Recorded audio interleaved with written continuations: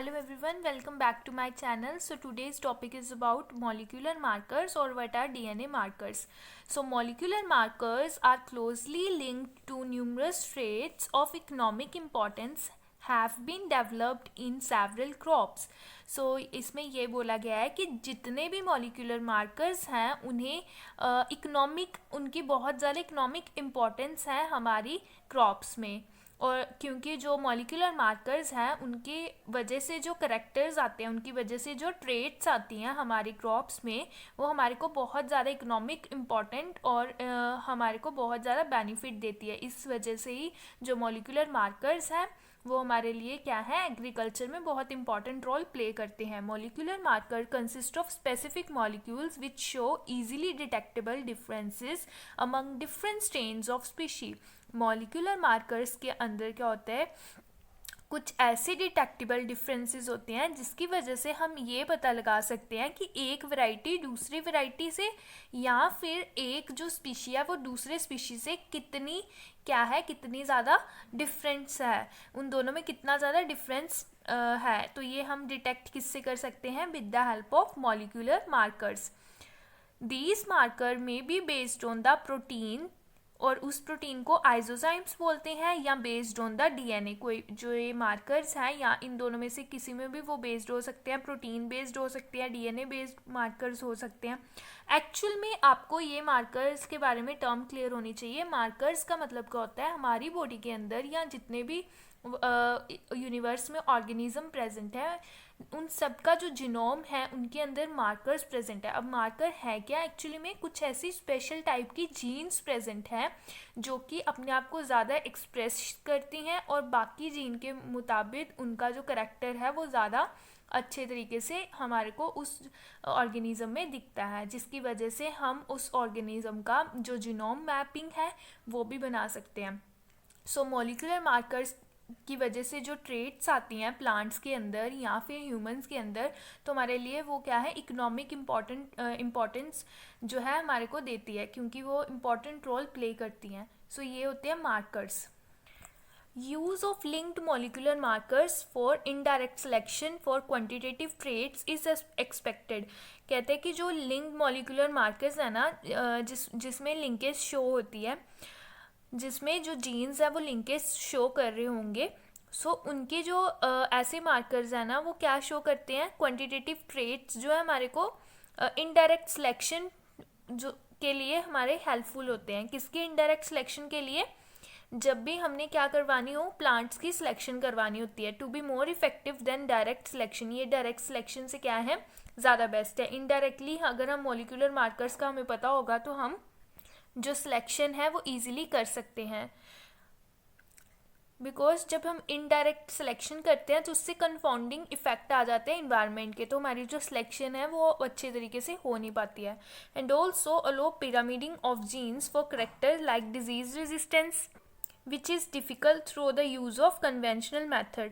सो ये जो conventional method है, ये जो पुराने मैथड्स हैं ना, जिसकी वजह से हम क्या करते हैं, डिजीज़ रेजिस्टेंस की डिटेक्शन करी जाती है या जीन्स का हम पता लगाते हैं।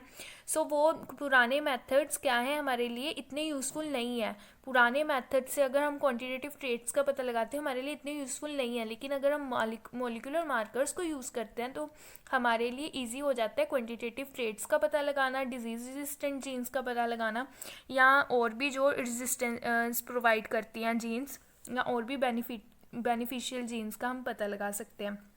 अब ये जो डीएनए मार्कर्स होते हैं इनकी दो साइट्स होती हैं। कौन कौन सी दो साइट्स हैं, बेसिकली मॉर्फोलॉजिकल साइट होती है और न्यूट्रल साइट होती है। ठीक है, डीएनए मार्कर की कितनी साइट्स होती हैं, दो साइट्स होती हैं। मॉलिक्यूलर मार्कर्स को ही डीएनए मार्कर्स बोला जाता है बिकॉज ये ऐसी मार्कर जीन होती हैं जो कि डीएनए के अंदर प्रेजेंट है, इसी वजह से इसे डीएनए मार्कर्स बोला जाता है, इसी वजह से इसे जीन मार्कर बोला जाता है, इसी वजह से इसे मॉलिक्यूलर मार्कर बोला जाता है। इसकी दो साइट्स हैं। अभी मॉर्फोलॉजिकल साइट का मतलब होता है ऐसी साइट जो मॉर्फोलॉजिकली, जिसे हम जो स्ट्रक्चर, जिसका डिफरेंट स्ट्रक्चर होगा, जिसे हम देख सकते हैं फिजिकली, है ना। लेकिन न्यूट्रल साइट्स कौन सी होगी वो हम अभी देखेंगे। मॉर्फोलॉजिकली बेसिकली डीएनए की वो वाली साइट्स होती हैं जो अपने आप को ज़्यादा एक्सप्रेशन से शो करती हैं, ठीक है, जो ज़्यादा हाईलाइटेड हो जाती हैं।